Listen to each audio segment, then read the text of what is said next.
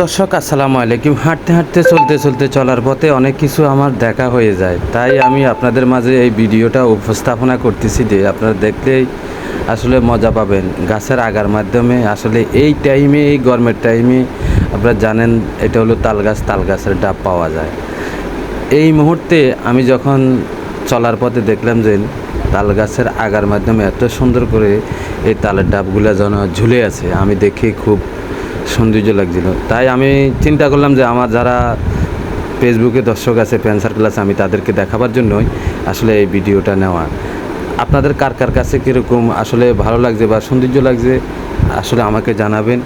আর এটা রহমতের একটা খেলা, দেখেন কোন জায়গার মাধ্যমে এত সুন্দরভাবে তালের ডাব ধরে রয়েছে, এবং এই জিনিসটা আসলে যখন কেটে নিয়ে খাওয়া হয় তাইলে অনেক সুস্বাদুকর হয়।